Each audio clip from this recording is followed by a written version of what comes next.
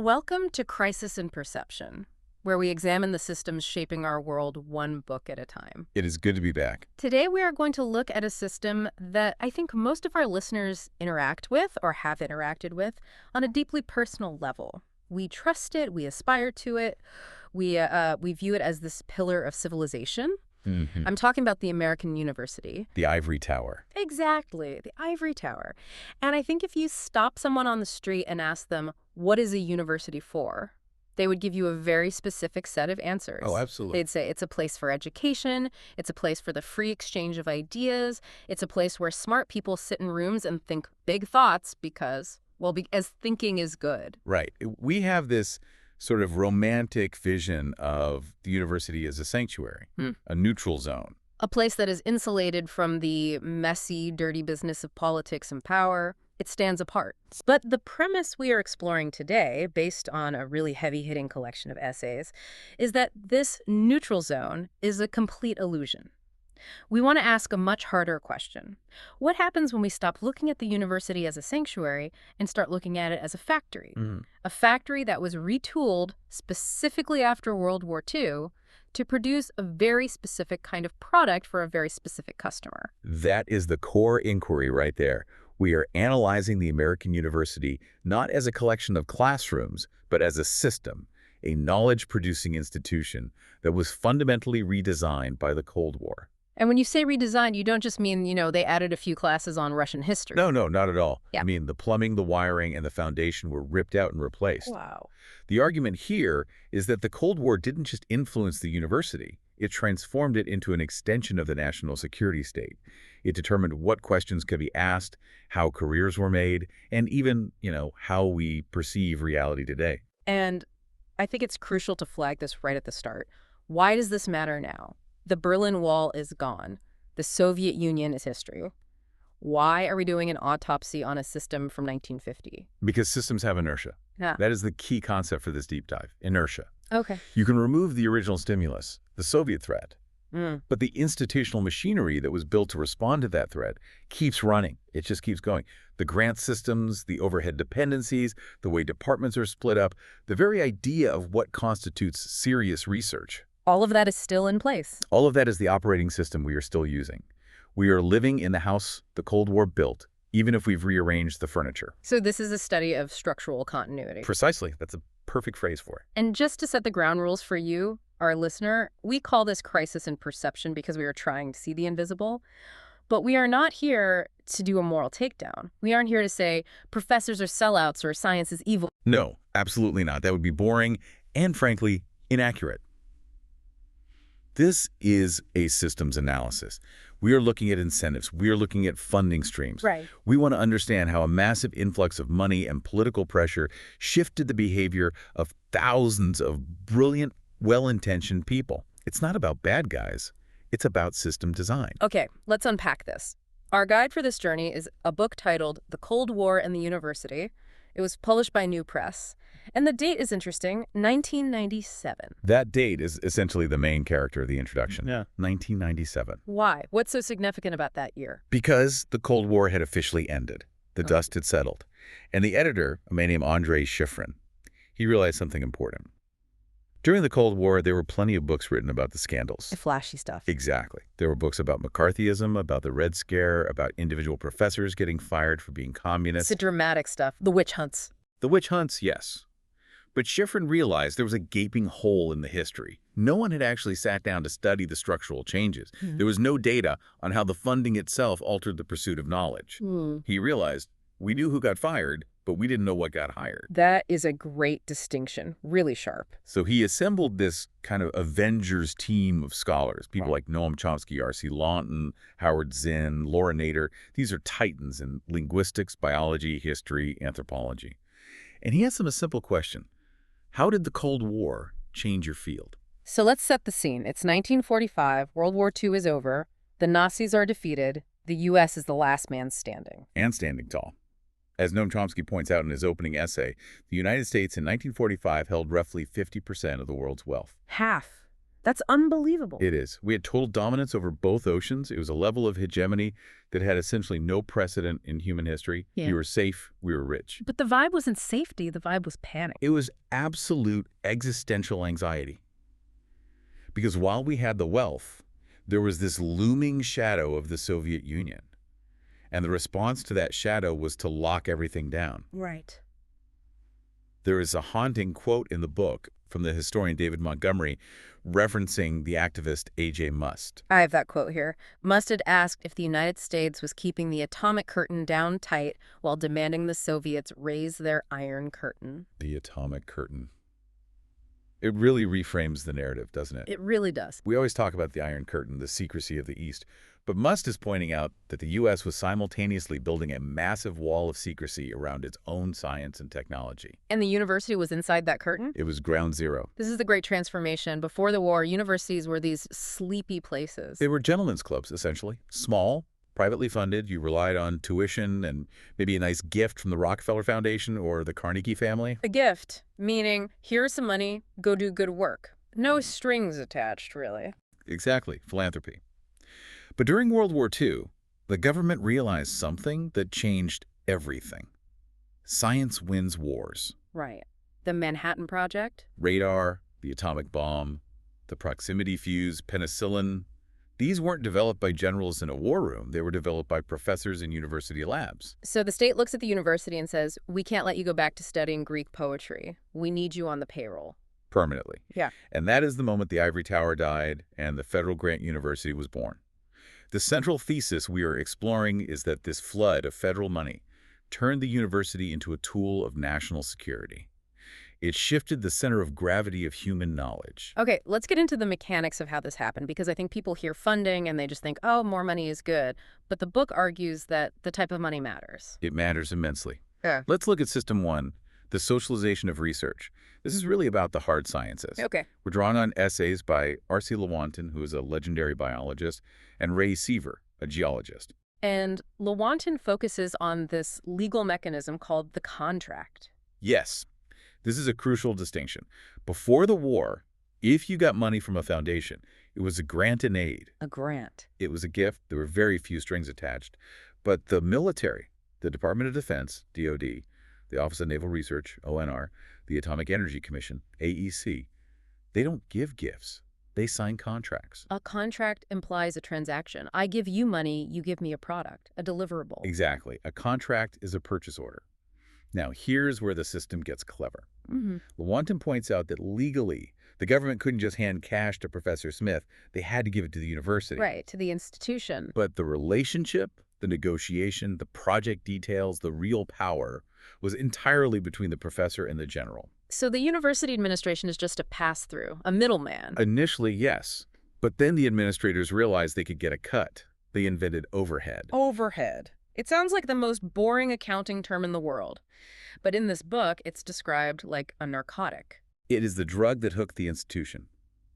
Overhead, or indirect costs, is the surcharge the university adds to the research contract. So they're taking a fee for facilitating the transaction. A very large fee. They say to the Navy, okay, Professor Smith needs $100,000 for his lab, but he's using our electricity, he's walking on our floors, he's using our janitors. So you need to pay us an extra 50%, another $50,000 to cover those costs. Okay, that sounds fair on the surface. They do have to keep the lights on. It sounds fair if the money is just used for maintenance. But Lewontin explains that universities didn't just use it to pay the electric bill. They used it for capital expansion. What do you mean? They used that soft money to build new wings, to hire more assistant deans, to expand the administration. They built empires with it. I see where this is going. If you build a new wing using grant money, you now have a bigger building to maintain. Which means you need more grant money next year to pay for the overhead on the new building. It's a growth trap. The university becomes structurally addicted to the flow of federal contracts. They can't afford to stop. It's a feedback loop. A very powerful one. So the university president isn't just an academic leader anymore. He's the CEO of a defense contractor who needs to keep the sales team closing deals. Exactly. And the sales team is the faculty. This creates the entrepreneurial professor. Tell me about this character. What does that mean? This is a new archetype. The entrepreneurial professor isn't just a scholar. He is a businessman. He operates effectively outside the university hierarchy because he brings his own salary and his own equipment with him via the grant. So his loyalty isn't necessarily to the university. His loyalty is to the funding agency. He doesn't really work for the university. He works in the university, but he works for the agency. That shifts the power dynamic completely. If I'm a dean and you're a professor bringing in $2 million a year in overhead, I'm not going to tell you what to teach. You're going to ask if you can get him coffee. The power shifts to the grant getters. And this, in turn, shifts what knowledge gets produced. Ray Seaver gives a devastating example from geology. Geology seems like such a neutral field. Rocks are rocks. How can that be politicized? You would think.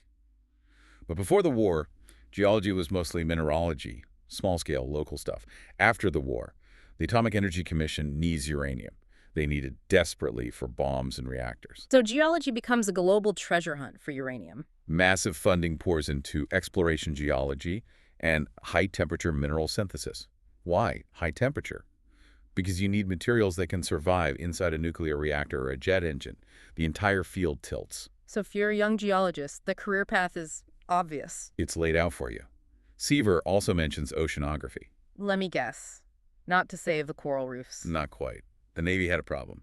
They needed to find Soviet submarines. To do that, they needed to understand sound transmission underwater. They needed to map the ocean floor. So they needed a detailed picture of the undersea world. A military map, essentially. So oceanography explodes as a discipline.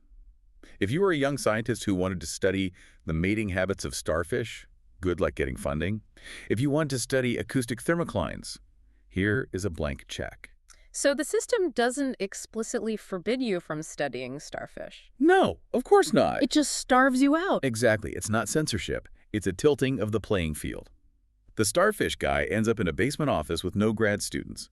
The submarine guy gets the new lab, the travel budget, and the tenure. And over 20 years, the department is full of submarine guys. And the definition of important science has changed. It's now science that serves the state. This is the birth of big science. Yes. Science becomes industrialized, it becomes managed, and it becomes dependent. Okay, so that's the hard sciences. The transaction is clear. Money for technology. But what about the social sciences? The Pentagon can't drop an anthropologist on Hiroshima. No. But they can use an anthropologist to tell them where to drop the next one. Or better yet, how to prevent a rebellion so they don't have to drop one at all. This brings us to System 2, manufacturing the other. We're looking at essays by Emanuel Wallerstein and Laura Nader, and this focuses on the rise of area studies. This is a fascinating bit of intellectual history. Wallerstein points out that before 1945, area studies didn't exist. You had Orientalism. Which was what? What's the difference? Well, Orientalism was the study of high civilizations. Mm-hmm. People studying ancient texts, Sanskrit, biblical archaeology. It was very scholarly, very dusty, and very focused on the past. So you had scholars reading 2,000-year-old scrolls, but not looking at modern politics. Right. They weren't interested in the price of rice in a village in Vietnam. But in 1945, the U.S. is suddenly a global empire. We're managing Japan, Germany, half of Europe. We have interests in Asia, Africa, Latin America. And we don't know anything. We're flying blind. The State Department and the CIA realize we don't know how these places work. We needed a user manual for the planet. Exactly. We needed intellectual reconnaissance. Wallerstein is very blunt about this. He argues that area studies, Russian studies, African studies, Asian studies, was a geopolitical tool designed to understand the rest of the world, specifically to prevent them from falling into the hands of communists. It was about containment. It was an intelligence gathering operation, essentially. You could call it that. It was a bullish market for expertise. If you were a sociologist who could explain why peasants in the Philippines might join a rebellion, you were incredibly valuable. Suddenly you're not just an academic. You're a consultant. You could get government consulting gigs. You could get grants from the Ford Foundation, which, often worked in concert with state goals. So the incentive was to produce knowledge that was useful to the state manager. Correct. And that creates a filter. You aren't asking what is the human experience in this village. You're asking, is this village stable? Is it pro-American? How do we modernize it? The questions themselves are shaped by the funder's needs. But Laura Nader throws a wrench in this. She introduces a concept called the phantom factor. I love this term. It's brilliant. Nader is an anthropologist, and she notices a massive blind spot in her own field. She asks, Why do anthropologists always study down? Studying down. What does she mean by that? We study the powerless, we study the natives, we study the poor, we study the colonized, we document their rituals, their kinship structures, Okay. but we almost never study up. We don't study the colonizers, we don't study the multinational corporations, we don't study the culture of the Pentagon. That is a striking realization. We have 1,000 books on the rituals of a tribe in the Amazon, but how many ethnographies do we have of the board of directors of Standard Oil? Or the scientists at Los Alamos. Nader brings up this specific example. The University of California was managing the nuclear weapons labs at Los Alamos and Livermore. Right, they still do. This was a massive, terrifying tribe of people creating world-ending weapons. Why were there no anthropologists in the lunchroom at Los Alamos taking notes on their rituals, on their belief systems? Because the funding doesn't pay you to look at the funder. That is the phantom factor, the things that don't get studied, the silence, the questions that are never asked. The unaskable questions. Nader argues this is a form of unfreedom. The academic feels free because they can choose which village in Peru to study, but they aren't free to choose to study the American mining company next to the village. The constraints are invisible, but they are steel. It's self-censorship as a survival mechanism. Precisely.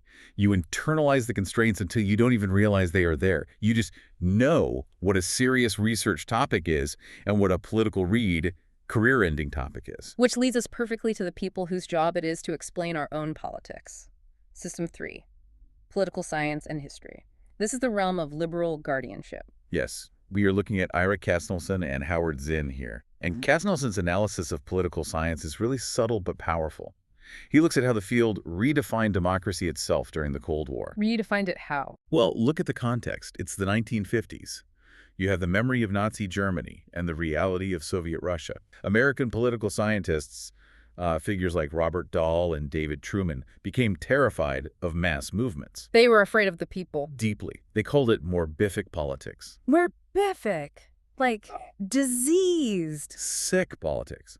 They believed that if you let the masses participate too much, if you have too much unchecked passion, you get totalitarianism. You get a mob. So the goal of political science wasn't to empower the people, but to figure out how to keep the system stable despite the people. Exactly. They developed a theory called pluralism. The idea was that democracy isn't really about the people ruling. It's about elites competing for votes. As long as you have different groups of elites, business, labor, government checking each other, the system works. It's a managed competition. Right. Katznelson calls this liberal guardianship. The political scientist saw himself as the mechanic of the liberal regime. His job was to keep the engine running smoothly, not to question where the car was going. Or to ask why only certain people were allowed in the car.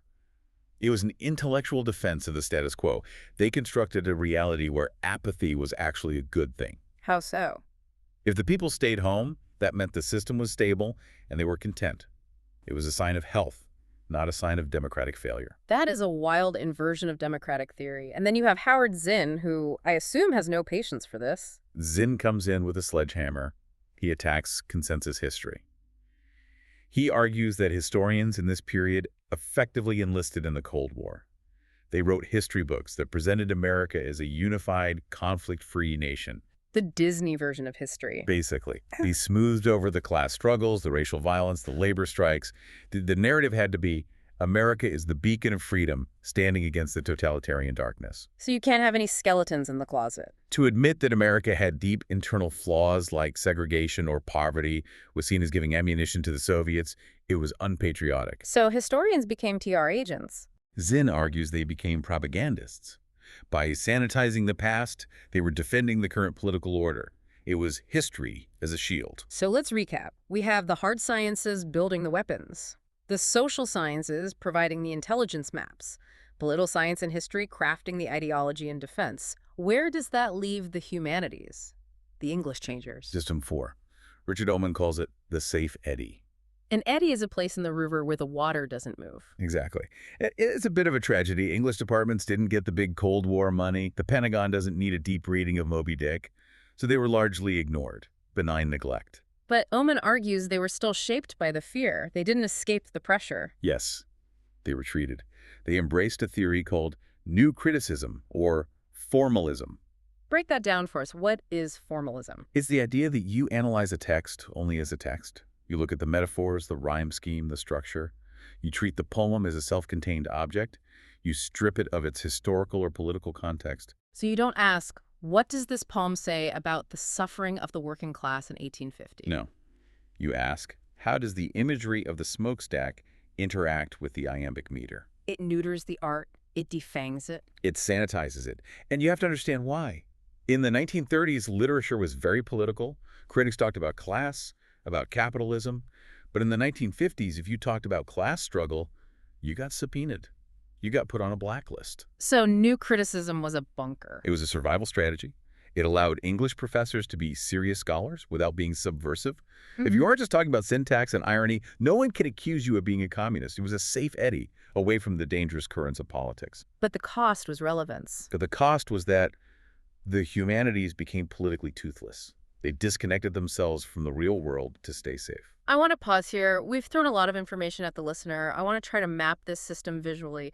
If we had a whiteboard here and we were drawing the Cold War university machine, what does it look like? Okay, let's do the systems mapping. It's a good way to see all the moving parts. Who are the actors? Who are the key players in this machine? Center stage. Yeah. The university administration. Their incentive is survival and growth. They are addicted to the overhead money. The faculty. Their incentive is tenure, prestige, and research freedom. But to get those, they need resources. The government agencies, DOD, CIA, AEC, and the major foundations like Ford and Carnegie, their incentive is national security and social stability. They hold the purse strings. So you have these three major groups, all with their own goals, interacting, and the tools. How does the system actually work? The primary transmission belt is the contract. That's how the money moves and carries the priorities with it. It's not a gift, it's a purchase. Right. Another tool is security clearances. We haven't touched on this enough, but it acted as a gatekeeper. If you wanted access to the best computers, the best data, the real conversations, you needed a clearance. This effectively blocked anyone with subversive views from the top tier of their field. So it's a filter. A very effective one. And a third tool is disciplinary boundaries. Splitting economics from political science helps isolate the politics from the money. It makes it harder for students to see the whole system, how it all connects. It silos knowledge. And what are the feedback loops? How does the system perpetuate itself? There is a positive feedback loop. Rewarded compliance. Scholars who aligned with national security goals got the grants. They hired more grad students. Those grad students became professors. They cited each other. They dominated the journals. So success breeds success. It becomes a self-reinforcing echo chamber. Chomsky mentions the political science department at MIT having a villa in Saigon to study pacification.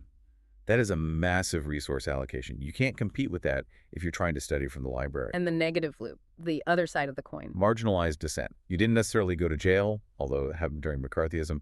More often, you just withered. You didn't get the grant. You didn't get invited to the conference. Your work was seen as unserious or ideological. It's a mechanism of soft exclusion. It's professional isolation. Exactly. And this explains why the system persists. Lewontin makes a point about efficiency, doesn't he? Yes. This is the uncomfortable truth. The system worked, at least on its own terms. This socialization of research, the state paying for R&D, was incredibly efficient at producing technology. How so? Because private industry couldn't afford the risk of basic research. It takes too long. The government took the risk, developed a computer or the jet engine or the internet, and then handed it off to industry once it was profitable. It became the standard model for American innovation. A kind of hidden industrial policy. Chomsky calls it the Pentagon system. It's a way to subsidize high-tech industry under the cover of national defense. Which brings us to the present day, because the Cold War is over. Yeah. But your argument, and the argument of these authors, is that the system is still running. Structural continuity. That is the phrase to remember.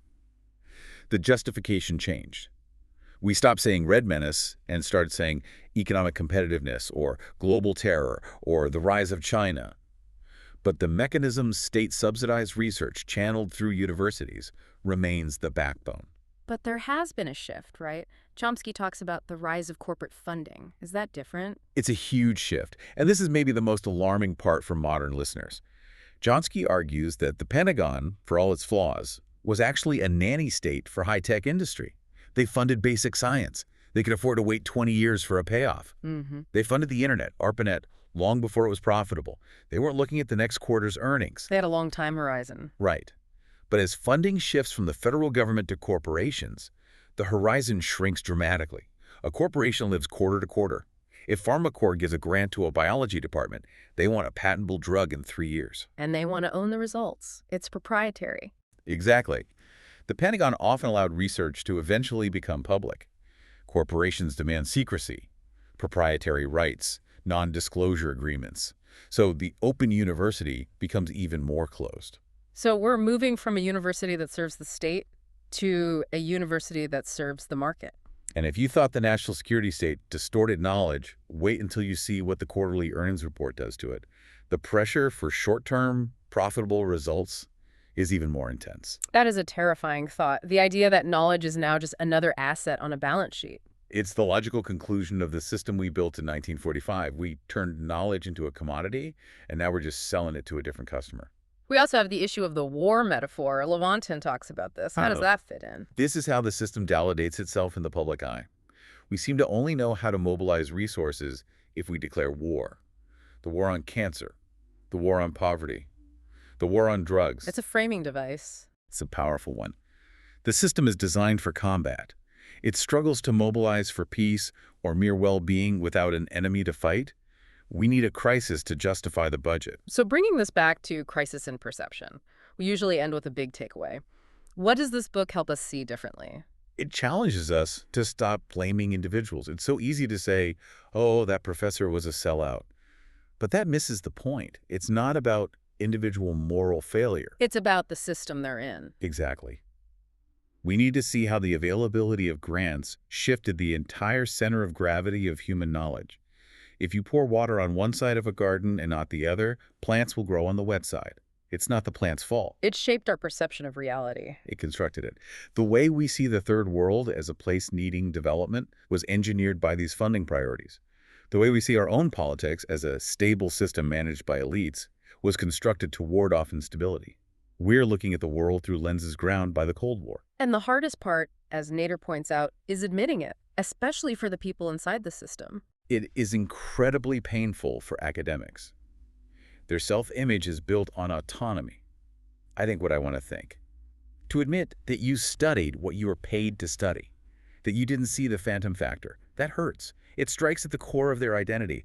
But until we admit it, we can't change it. There's another interesting point Chomsky made about the end of ideology. What was that? Yes. In the 50s and 60s, there was this belief, particularly among these liberal guardians in political science, that we had solved all the fundamental problems of society. We didn't need big ideas or moral arguments anymore. We just needed technocrats to manage the details. We just needed better managers. Right. And that was the ultimate triumph of this system, the belief that there was no alternative, just management. Politics becomes a technical problem, not a moral one. Which leaves us with a final question for you, the listener. If the Cold War university was designed to produce knowledge for national security, what is the current university designed to produce?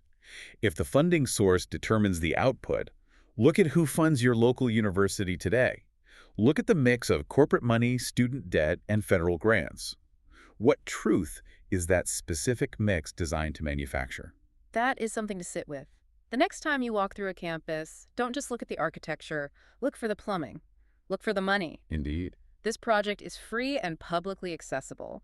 If you'd like to support the time, tools, and research behind Crisis in Perception, you can become a supporter on Patreon. For a shorter visual overview of this topic, see the mini explainer linked in the description. If you enjoy this kind of systems-level analysis, please like, subscribe, and comment with books or topics you'd like us to explore next.